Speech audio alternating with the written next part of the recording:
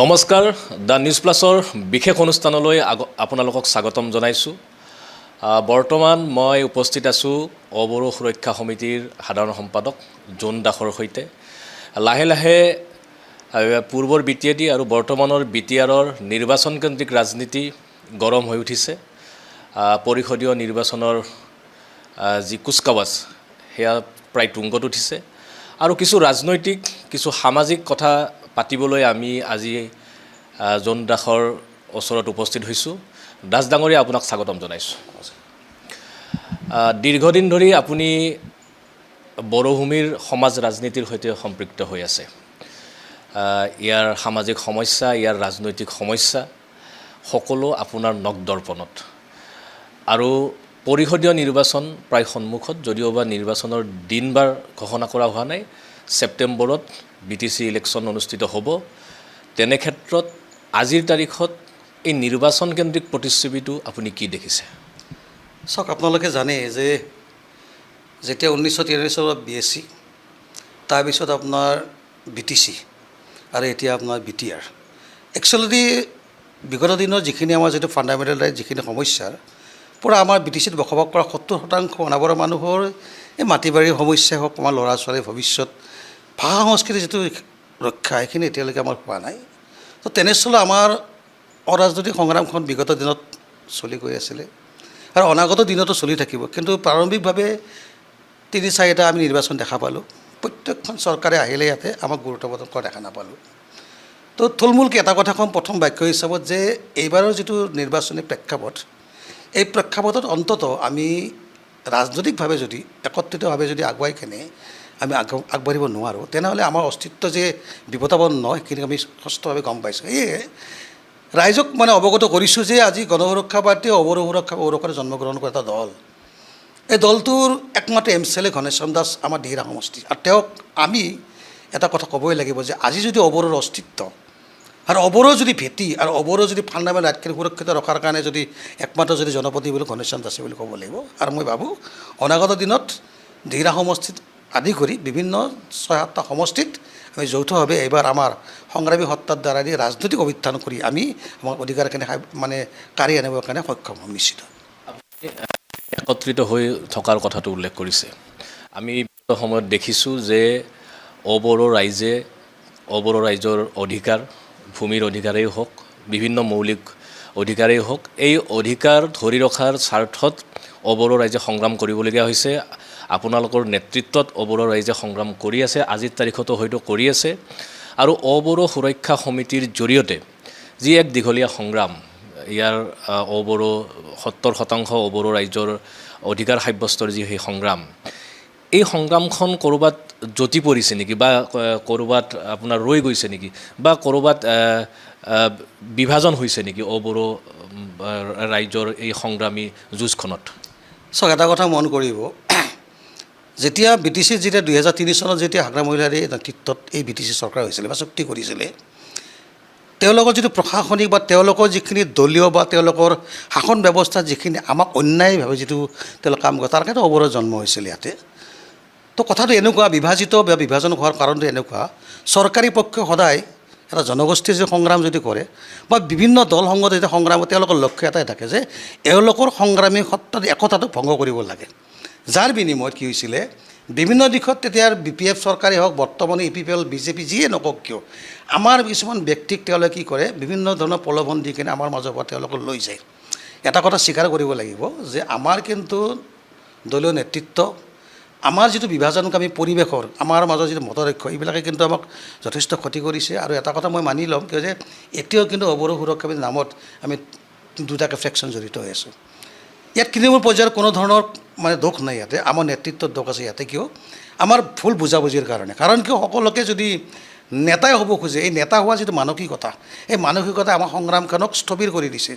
গতিকে স্পষ্ট কথা যে এই ক্ষেত্ৰত কেৱল মাত্ৰ আমাৰ নেতাৰ বুলি কথা নকওঁ, আজি আমাৰ তৃণমূল পৰ্যায় বুলি নকওঁ, কিন্তু কৰ্তৃপক্ষৰ ইয়াতে 100% হাত আছে ইয়াতে। কাৰণ কিয়, আমাক একত্ৰিতভাৱে আগবাঢ়ি যোৱাৰ ক্ষেত্ৰত তেওঁলোকে বিভিন্ন ধৰণৰ প্ৰলোভন দি আমাৰ নেতাসকল বিভিন্ন পক্ষত তেওঁলোকে টানি আনি দলত যোগদান কৰি আমাৰ সংগ্ৰামখন নিশেষ কৰা কিন্তু আপ্ৰাণ চেষ্টা আজিও কৰি আছে। যাৰ বিনিময়ত আজি আমাৰ 2টা ফ্ৰেকশ্যনে বেলেগ জেগাত কাম কৰি আছে, আমি বেলেগ জেগাত কাম কৰি আছোঁ।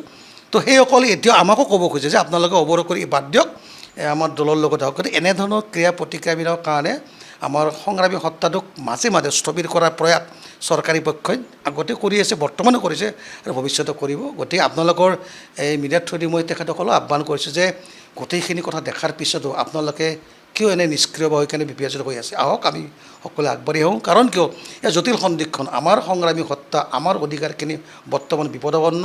গতিকে অনাগত দিনত আপোনালোকে আগবাঢ়ি আহক, যাতে আমি একত্ৰিতভাৱে আগবাঢ়ি যাব পাৰি। ইয়াত নেতৃত্বৰ ভুলৰ কথা যিটো কথা আপুনি উল্লেখ কৰিছে, নেতৃত্বৰ ভুল, সংগ্ৰামী সত্তাটো নেতৃত্বৰ ভুলৰ কাৰণে ক'ৰবাত স্তিমিত হৈ পৰিছে নেকি, সেই এটা ডাঙৰ প্ৰশ্ন। আৰু প্ৰথম কথাটো হ'ল যে অবড়ো সুৰক্ষা সমিতিৰ ঔৰহতেই এটা ৰাজনৈতিক দলৰ জন্ম হৈছিল, আমি সকলোৱে জানো। আৰু সেই ৰাজনৈতিক দলক প্ৰতিনিধিত্ব কৰি আপোনালোকৰ যি কথা, আপোনালোকৰ যি সমস্যা, এই সমস্যা দিল্লী দৰবাৰলৈ লৈ যোৱাৰ বাবে এবাৰ নহয় দুবাৰকৈ আপোনালোকে সাংসদ নিৰ্বাচিত কৰি পঠাইছে। গতিকে যিগৰাকী সাংসদে বড়ো ৰাজনীতিত এক প্ৰকাৰ ধুমুহাৰ সৃষ্টি কৰি, জোকাৰণিৰ সৃষ্টি কৰি দিল্লীলৈ নিৰ্বাচিত হ'ল সাংসদ হিচাপে, আৰু সাংসদ হিচাপে নিৰ্বাচিত হৈ অবড়ো ৰাইজৰ যিখিনি সমস্যা বা অধিকাৰ সাব্যস্তৰ যুঁজ, সেই গোটেইখিনি কথা বিগত সময়ছোৱাত সবলভাৱে উপস্থাপন কৰিবলৈ সক্ষম হ'লনে? এইটো খুব ডাঙৰ কথা, এইটো ডাঙৰ প্ৰশ্ন, ভাল কথা সুধিছে। আমি গোটেই সামগ্ৰিকভাৱে যদি আমি এটা পৰিৱেশ চাওঁ যে MP নৱ কুমাৰ শৰণীয়া এজন সাধাৰণ সংগ্ৰামী সত্তা আমাৰ অবড়ো নাছিলে। খোলা ভাষাত কওঁ যে যেতিয়া হাগ্ৰা মহিলা নেতৃত্বত থকা চৰকাৰখনে যেতিয়া আমাক এটা বেলেগ ৰূপত সৃষ্টি কৰিছিলে, ইয়াতে আমাৰ যিখিনি অধিকাৰ, য'ত নেকি মানুহে ৰাস্তা ঘাটে ওলাব পৰা নাছিলে, ৰাতি 8টা-7টা বাজিলে ঘৰত সোমাই থাকিবলৈ অৱস্থা হৈছে, বোমা বাৰু বিভিন্ন ক্ষেত্ৰত। আমি কিন্তু MP নৱ কুমাৰ শৰণীয়া প্ৰাক্তন সাংসদক আমি জংঘলৰ পৰা লৈ অহা বুলিয়ে ক'ম, তেখেতক আনি কিন্তু আমাৰ অধিকাৰ সাব্যস্ত কৰিবৰ কাৰণে তেওঁক আগবঢ়াই লৈ গৈছিলোঁ। আৰু এই আগবঢ়া 2014 চনত তেওঁক যেতিয়া আমি ৰাজনৈতিক অভিকৰণ কৰালোঁ, তেখেতক ভাৰতবৰ্ষৰ ভিতৰত কিন্তু সৰ্বাধিক দ্বিতীয় ভোটত তেওঁক আমি 6,34,000 ভোটত জিকাই সাব্যস্ত কৰিছিলোঁ। তেওঁক আনি আমাৰ যিখিনি অধিকাৰৰ কাৰণে তেওঁক আগবঢ়াইছিলোঁ, আমি আমাৰ অস্তিত্বটো ভাৰতবৰ্ষৰ ৰাজনীতি বুজাই দিছিলোঁ যে আপোনালোকে 70% মানুহক সকলো অধিকাৰৰ পৰা আপোনালোকে খৰ্ব কৰি 30% মানুহক যিটো বেনিফিট আপোনালোকে দিব গৈছে, এয়া আপোনালোকৰ ভুল। সেয়া আমি MP নৱ কুমাৰ শৰণীয়াক ভাৰতবৰ্ষৰ দ্বিতীয় সৰ্বোচ্চ ভোটত যোগদান কৰি বুজাই দিছিলোঁ। কিন্তু খুব দুখৰ পৰিতাপৰ কথা যে MP নৱ কুমাৰ শৰণীয়াৰ অভিজ্ঞতাহীন মানসিকতা নে কি ধৰণৰ প্ৰক্ৰিয়াৰ দ্বাৰা কিছু কিছু ক্ষেত্ৰত তেখেতে যোৱা 10টা বছৰ কিন্তু আমাৰ যিখিনি অধিকাৰ বা বিভিন্ন ব্ৰিটিছত বসবাস কৰা অজনজাতি লোকসকলৰ অধিকাৰখিনি তাত প্ৰকাশ কৰি সৰ্বশক্তি মানে কৰাৰ ক্ষেত্ৰত মই ব্যক্তিগতভাৱে অনুভৱ কৰোঁ তেওঁ কিন্তু সিমান সফলতা হোৱা নাই। মই কোৱা নাই তেখেতে বিফলতা বুলি, ইয়াৰ ক্ষেত্ৰত MP নৱ কুমাৰ শৰণীয়াৰ দোষী নহয় আচলতে। যেতিয়া ৰাজনৈতিক চিন্তাধাৰাটো আৰু অৰাজনৈতিক চিন্তাধাৰা অলপ পাৰ্থক্য থাকে, কিন্তু ক্ষুদ্ৰ কথা ক'বলৈ গ'লে যে যিখিনি আশা ভৰসা মানুহে সাংসদজনৰ যদি বিচাৰিছিলে তেওঁ কিন্তু কৰিব নোৱাৰিলে। কিন্তু এটা কথা ক'ব লাগিব, মই তেওঁৰ পক্ষে কথাটো কোৱা নাই যে 543জন সাংসদৰ ভিতৰত MP নৱ কুমাৰ শৰণীয়া এজন সাংসদ হৈকে তেওঁ কিমানখিনি কৰিব, যিখিনি কৰিছে ভালেখিনি কৰিছে, কিন্তু আকৌ এটা প্ৰয়োজন আছিলে। তাৰে মাজত তেখেতৰ কিন্তু কৰণীয় কাম যথেষ্ট পৰিমাণে আছিল। সেইখিনি কাম কৰাত তেওঁ আজিও মই স্পষ্ট কৰি কওঁতে বিফল, কিন্তু যিখিনি কৰিছে সেইখিনি কিন্তু বেয়া কৰা নাই বুলি এইখিনি কাম তেওঁ সংসদৰ মাজত উত্থাপনে কৰিব পাৰে, বাকী কৰিব লগা ৰাস্তা একো নাছিলে। কিন্তু এটা কথা কওঁ, তেখেতে কৰিব পাৰিছে নে পৰা নাই সেই বিষয়টো ক'লোৱে আপোনাক। কিন্তু এটা কথা স্পষ্ট যে MP নৱ কুমাৰ শৰণীয়াক আমি ৰাজনৈতিক অভিকৰণ ক্ষেত্ৰত যি বিশাল ভোটত জয়লাভ কৰাইছিলোঁ, তেতিয়া স্পষ্ট কৰি দিছিলোঁ যে ব্ৰিটিছে 70% মানুহে আচলতে এতিয়া নিষ্পেষিত হৈ আছে। ইয়াতে আপুনি যিখিনি বিষয়ত তেওঁ বিফল বুলি আপুনি অনুভৱ কৰে বা আপুনি উল্লেখ কৰিছে, তেখেতৰ ৰাজনৈতিক স্থিতিহীনতাও এই বিফলতাৰ এটা কাৰণ নেকি? 100%। কাৰণ কিয় চাওক, আমি তেওঁক বিচাৰিছিলোঁ যে এজন সহজ সৰল মানুহ, তেওঁ এটা সশস্ত্ৰ সংগঠনৰ পৰা আহি ইয়াতে আহিছে, কাৰণ তেওঁৰ যিটো আৱেগ, তেওঁৰ অনুভূতি, তেওঁৰ চেণ্টিমেণ্টটো ৰাইজৰ লগত সদায় থাকে বুলি অনুভৱ কৰোঁ। কাৰণ কিয় তেওঁ এজন এনেকুৱা এটা সংগঠন বা আমাৰ ইয়াতে যদি অসমৰ কাৰণে মাত দিয়া সংগঠন, প্ৰতি জাতি জনগোষ্ঠীকে তেওঁৰ ইম্পৰ্টেণ্ট আছিলে। তো তেওঁ যেতিয়া ৰাজনৈতিকভাৱে তেওঁ লাহে লাহে অলপ মেচিন আৰম্ভ কৰিলে, কেতিয়াবা কাৰণে কয় নহয় যে ক্ষমতাই মূৰত ধৰে বুলি কিছুমান কথা কয় নহয় আপোনাৰ, মই ব্যক্তিগতভাৱে অনুভৱ কৰিছোঁ কিছুমান ক্ষেত্ৰত ক্ষমতাই মূৰত ধৰাৰ বিনিময়ত তেওঁ কিছুমান সিদ্ধান্ত অকলে ল'ব আৰম্ভ কৰিলে, যিটো সিদ্ধান্তৰ কাৰণে অবড়ো সুৰক্ষা সমিতিৰ মাজত বিভাজন সৃষ্টি প্ৰথম আৰম্ভ হৈছিলে।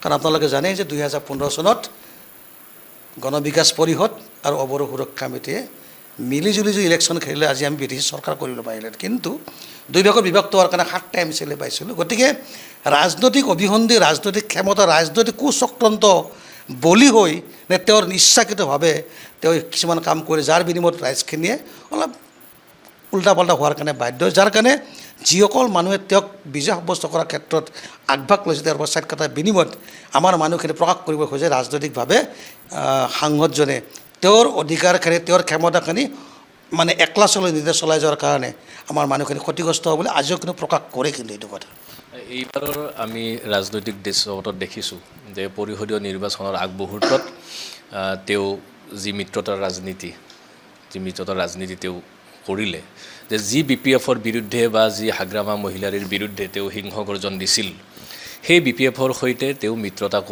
ইতিমধ্যে কৰা বুলি আমি ক'ব পাৰোঁ। তেওঁ মিত্ৰতা কৰিছে বা কিছু কিছু সমষ্টিৰ ক্ষেত্ৰত হয়তো এতিয়ালৈকে চূড়ান্ত সিদ্ধান্ত হোৱা নাই, তথাপিতো BPF আৰু GSPৰ মিত্ৰতা হোৱা বুলি অসমৰ ৰাজনীতিত ইতিমধ্যে চৰ্চিত হৈছে, তেওঁৰ মুখেৰেও এই কথা ওলাইছে। গতিকে এই যিটো তেখেতৰ লুটিবাগৰ বা তেওঁৰ কি কাৰণত তেওঁ এই সিদ্ধান্ত লৈছে সেই কথা আপুনি নিশ্চয়কৈ বিশ্লেষণ কৰিব পাৰিব, কিন্তু তেওঁৰ এই সিদ্ধান্তই অবড়ো ৰাইজক বা অবড়ো ৰাইজৰ সুৰক্ষাক সুৰক্ষিত কৰিব পাৰিবনে? প্ৰথম কথাটো হৈছে কি, যাৰ কাৰণে অবড়োৰ জন্ম হৈছিলে সেই দলটোৱে আছিলে BPF দল।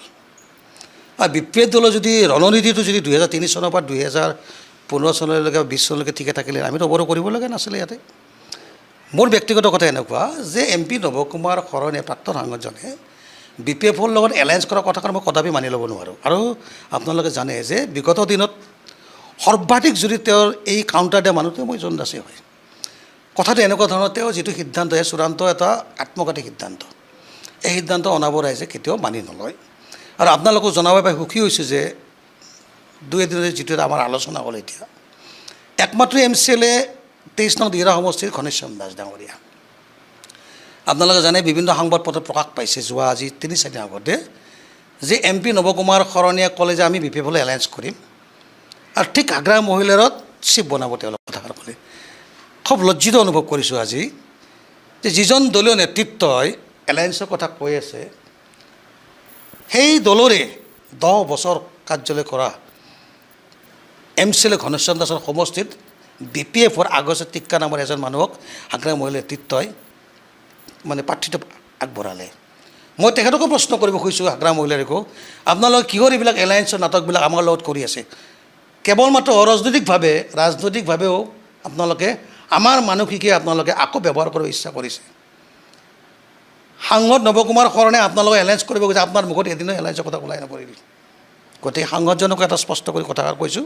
তেখেতে অলপমান আগতে জনাইছে আমাক যে আজি কিছু সময়ৰ পিছত BPFৰ লগত থকা যিবিলাক মানে এলায়েঞ্চ আজি তেওঁ পৰিত্যাগ কৰি আমাক সৰ্বাধিকভাৱে এটা ভালকৈ মানে কি অকলে মানে ৰাজনৈতিকভাৱে কাম কৰাৰ কাৰণে এটা ষ্টেটমেণ্ট দিবলৈ শুনা পাইছোঁ। কিন্তু এটা কথা স্পষ্ট কৰিব, যি দলৰ কাৰণে BPFৰ কাৰণে আমি অবড়ো জন্ম হৈছিলে, সেয়া প্ৰাক্তন সাংসদ নৱ কুমাৰ শৰণে হওক বা যিয়ে নহওক কিয়, ইয়াক কদাপি সহ্য কৰা নহ'ব। আৰু অন্ততঃ মই সাংসদ আৰু অনুৰোধ কৰিছোঁ, অতি সোনকালে ৰাইজৰ কাষত থকাৰ স্বাৰ্থত পুনৰবাৰ আপুনি বিভাজিত হোৱা সকলো অবড়ো সংগঠনক মাতক, একলগ হওক, হৈ কিনে BPFে যিটো আপুনি এলায়েঞ্চ হৈম বুলি কৈ কেনে তেওঁলোকক যিটো সঁহাৰি দিছিলে, সেই সঁহাৰিক কিন্তু আগ্ৰা মহিলাই নস্যাৎ কৰি আপোনাৰ দলৰে আমাৰ অবড়োৰ ভেটিস্বৰূপ ঘনশ্যাম দাসৰ সমষ্টিত তেওঁক থকাৰ পিছতো তেওঁক নস্যাৎ কৰি আগষ্টৰ টিক্কাক কাঠিত দিয়ে। এটা কথা স্পষ্ট হৈছে যে অৰাজনৈতিকভাৱে নহয়, ৰাজনৈতিকভাৱে কিন্তু গণৰক্ষা পাৰ্টি আৰু অবড়ো ৰাইজক পুনৰবাৰ আগ্ৰা মহিলাৰীয়ে পুনৰবাৰ কিন্তু তেওঁলোকে কিন্তু আমাক বেলেগ এটা ষড়যন্ত্ৰত ঠেলি কেনে কিন্তু পুনৰবাৰ আমাক বিপদে পৰিচয় কৰাৰ চেষ্টা কৰিছে। গতিকে সাংসদজনকো মই অনুৰোধ কৰোঁ, অতি সোনকালে আপোনালোকে এলায়েঞ্চ ত্যাগ কৰি আমাৰ সৰ্বাধিক ৰাইজক একত্ৰিত হোৱাৰ কাৰণে আপোনালোকে ব্যৱস্থাটো কৰক। বা অবড়ো সুৰক্ষা সমিতি আৰু যিকেইটা আপোনালোকৰ অৰাজনৈতিক সংগঠন আছে, এই সংগঠনকেইটাৰ মাজত আজি যি মতবিৰোধ মতপাৰ্থক্য বা যিটো দূৰত্ব বাঢ়িছে ইয়াৰ সুযোগটো বিজেপিয়ে কোনোবাখিনিত গ্ৰহণ কৰিছে নেকি? আমি ইতিমধ্যে দেখিছোঁ যে পূৰ্বতে আমি যিটো দেখা পোৱা নাছিলোঁ, এটা ৰাষ্ট্ৰীয় ৰাজনৈতিক দল হৈও বিজেপিয়ে বি টি আৰৰ ৰাজনীতিত লাহে লাহে শিপাবলৈ আৰম্ভ কৰিছে। আৰু এইবাৰ এই পৰিষদীয় নিৰ্বাচনত মুখ্যমন্ত্ৰী হিমন্ত বিশ্ব শৰ্মা, ৰাজ্যিক বিজেপিৰ সভাপতি দিলীপ শইকীয়াকে ধৰি কেইবাজনো মন্ত্ৰী ইতিমধ্যে নামি পৰিছে। আৰু বিজেপিয়ে যি আগ্ৰাসন, বিজেপিৰ যি এই আগ্ৰাসন, বিজেপিৰ আগ্ৰাসন মূলতঃ অবড়ো বা ভোটক কেন্দ্ৰ কৰিয়েই হোৱা বুলি ৰাজ্যিক ৰাজনীতিত, ৰাজ্যৰ ৰাজনীতিত চৰ্চা আৰম্ভ হৈছে। গতিকে আপোনালোকৰ যিটো ভেটি আছিল, অৰাজনৈতিকভাৱেই হওক বা নৱসৰণীয়াৰ জৰিয়তেই হওক, সেই ভেটিটো এতিয়া ইতিমধ্যে খহিবলৈ আৰম্ভ কৰিছে নেকি? এটা কথা মন কৰিব, স্বীকাৰ কৰিব লাগিব। প্ৰথম কথা, আমাৰ যিটো বিভাজিত যিটো ফ্ৰেকশ্যন হৈছে, এই কিন্তু বিস্তৰভাৱে বিজেপিক লাভান্বিত কৰিছে ইয়াতে। দ্বিতীয় কথাটো হৈছে কি যে সাংসদজনে বি পি এফৰ লগত এলায়েঞ্চ কৰা এই বক্তব্যই কিন্তু বিজেপিকে লাভ কৰিছে। এতিয়া কথাটো এনেকুৱা, আজি যি সময়ত বিজেপি নাছিলে ইয়াতে, আজি দিহিৰা সমষ্টিৰ MCLA ঘনশ্যাম দাস থকাৰ পিছত তেওঁলোকে যোৱাকালি আমাৰ মুছলপুৰৰে চি ব্লকত মুখ্যমন্ত্ৰী ডাঙৰীয়া ইয়াতে মিটিং কৰি গৈছে।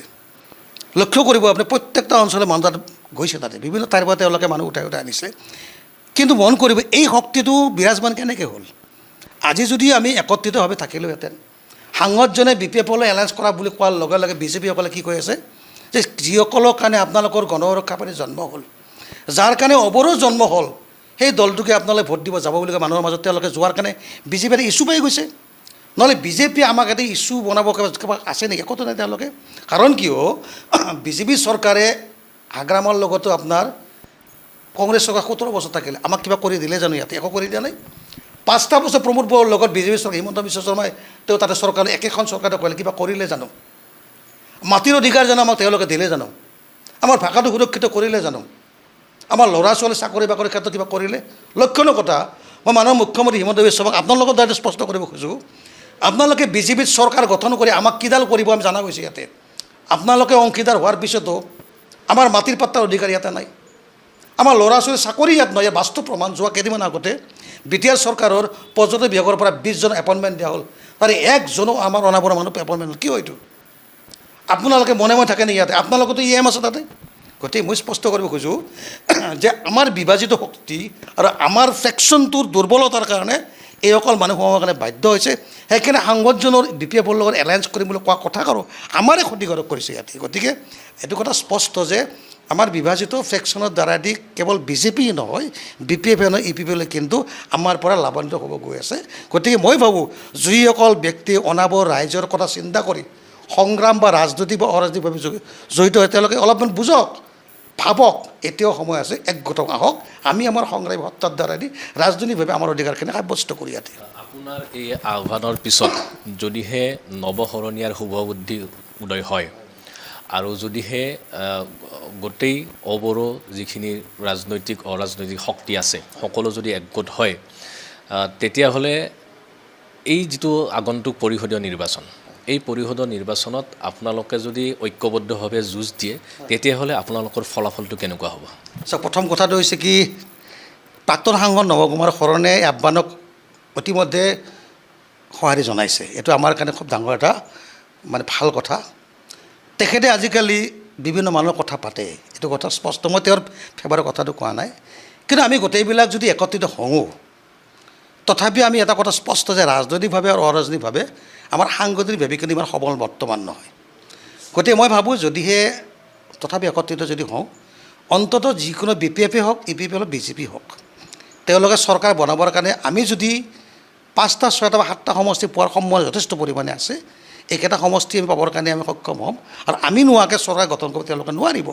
কিন্তু এই ক্ষেত্ৰত গোটেইকেইটা ফ্ৰেকশ্যনৰ নিজৰ দায়িত্বখিনি বুজি ল'ব লাগিব ইয়াতে। গতিকে আমি একত্ৰিত হ'লে লাভান্বিত হ'ম নে ক্ষতি হ'ম, এইখিনি কথা তেওঁলোকে চিন্তা কৰিব লাগিব। আৰু আপোনালোকৰ এতিয়া মই এটা আহ্বান কৰি থকা যোগেশ্বৰ কলিতা, মাধৱ ৰাজীৱ ডাঙৰীয়াক আহ্বান কৰিছোঁ, যদি BPF আৰু EPPL যদি একত্ৰিত হ'ব পাৰে, আমি কিয় নোৱাৰোঁ ইয়াতে? জাতিৰ স্বাৰ্থত তেওঁলোকে যদি BPF EPPL একত্ৰিত হ'ব পাৰে, আমি কিয় নোৱাৰোঁ? গতিকে আমিও আহকচোন, গণ সুৰক্ষা পাৰ্টি অবড়ো গোটেই ফ্ৰেকশ্যন কৰি কেনে আমি আমাৰ অধিকাৰ সাব্যস্ত কৰোঁ। আহক, আমি একেলগে বহি আমি সংগ্ৰামী সত্তাৰ দ্বাৰা আমি অধিকাৰ সাব্যস্ত কৰোঁ। এইখিনি মোৰ আহ্বান তেওঁলোকৰ প্ৰতি থাকিলে। আমি নিশ্চয় আশা একত্ৰিত হ'ব আৰু BTADৰ বা বৰ্তমানৰ BTRৰ যি অবড়ো ৰাইজৰ অধিকাৰ, অবড়ো ৰাইজৰ সমস্যা, সেয়া সমাধানৰ পথ ওলাব। মই আৰু এটা কথা আপোনাক সুধিব বিচাৰিছোঁ যে BTC চুক্তি, তাৰপিছত BTR চুক্তি, এই দুটাকৈ চুক্তিয়ে বড়ো ৰাইজক কি দিছে, আমি সেই কথাটো আপোনাৰ পৰা উত্তৰ নিবিচাৰোঁ, কিন্তু অবড়োক কি দিছে এই চুক্তিয়ে? চাওক, BTC চুক্তি 2003 চনৰ চুক্তি আৰু 2020 চনৰ 27 চনৰ চুক্তিত এটাই বেনিফিট হৈছে আমাৰ, আমি আগতে যিখিনি পাইছিলোঁ আকৌ এইখিনি নোহোৱা হৈছে ইয়াতে। 2003 চনৰ পৰা 2020 চনলৈকে হাগ্ৰা মহিলা নেতৃত্বত BPF চৰকাৰে আমাক কি দিলে? বছৰত 3বাৰকৈ মাটিৰ পাত্তা বন্ধ কৰি দিয়ে ইয়াতে। 3-4বাৰকৈ এপইণ্টমেণ্টৰ চাকৰি বাকৰিৰ ক্ষেত্ৰত তেওঁলোকে কোনো ধৰণৰ তেওঁলোকৰ CSBৰ কোনো নিয়ম নীতি তেওঁলোকৰ নাই। হাগ্ৰা মহিলাই যি কয় সেইমতে তেওঁলোকে CSB এপইণ্টমেণ্টবিলাক দিলে। 17বাৰ 20 বছৰত আমি 365 দিনত আপোনাৰ 300 দিনে আমি নিজৰ ভাষাটো কোৱাৰ কাৰণে ইয়াতে সংগ্ৰাম কৰিব লগা হৈছে ইয়াতে।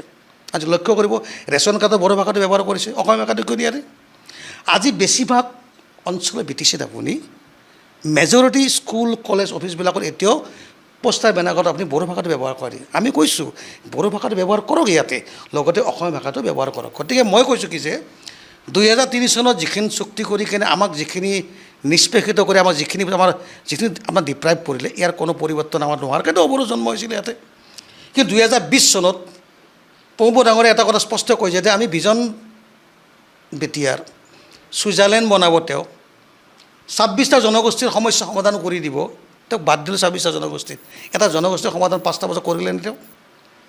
য'ত নেকি যদি তেওঁৰ ইমানেই মানসিকতা শুদ্ধ আছিলে, 2020 27 জানুৱাৰীত এবাৰে তেওঁ অবড়োক ৰিপ্ৰেজেণ্ট কৰে এটা সংগঠন আমাৰ এজন মাতি, আমাৰ সমস্যানো কি?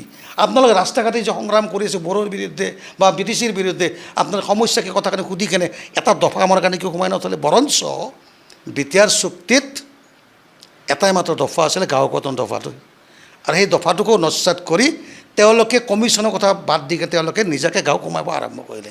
মই স্পষ্ট কৰিছোঁ যে হাগ্ৰা মহিলাৰে যদি আগে আগে প্ৰমোদ বড়োৰ নেতৃত্বাধীন চৰকাৰখনো পিছে পিছে গৈ আছে, তেওঁলোকৰ মাজত কোনো ডিফাৰেঞ্চেছ ইয়াতে একো নাই। মই ৰাইজক স্পষ্ট কৰি দিছোঁ, ভুল নকৰিব আপোনালোকে।